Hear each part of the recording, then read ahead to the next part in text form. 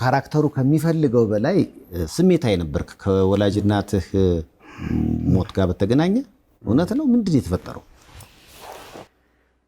ያው ቀረጻ ላይ ካራክተሩ በጣም የሚያዝንበት በሰው ርቆት ሲሄድ የሚከፋበት የሚያለቅስበት ምናምን ሲን አለና ካራክተሩን በጣም ነው የምወደው። በጣም ለመስራትም በጣም ብዙ ዋጋ ከፍለንበታል ምናምንና አንድ እንደዚህ አይነት ካራክተር ሮል ብጫወት ሙዚቃም ስለምወድ እንደዚህ አይነት ሮል ብጫወት ብዬ አስብ ነበር እና እናቴም ይሄን ፕሮሰስ በደንብ ታቅ ነበር።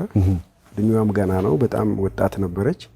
በመኪና አደጋ ምክንያት እሷ አለፈችና እሷ ባለፈች በሶስተኛ ወር አካባቢ ነው ቀረጻ የገባ ነው።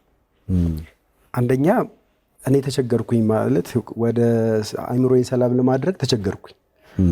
ቤተሰብ ላይም ባለቤቴ ላይም ምናምን በቃ ብቻዬን እየሆንኩ በጣም እንትን ማለት ጀመርኩና ግን በጣም ፊልም የምወደው ነው። በጣም ብዙ ዋጋ ከፍዬበታለሁ እዚህ ሙያ ላይና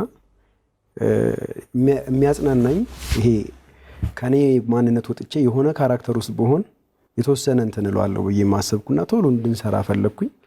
እግዚአብሔር ፈቅዶ ሰራን። እየሰራን ግን ቀረጻ ላይ እንደዛ አይነት ሲኖች አሉ፣ ርቆ ሰው ጥሎት የሄደ ካራክተር ምናምን ነውና እነዛን ሲኖች ስሰራ እሷ ናት የምትመጣብኝ።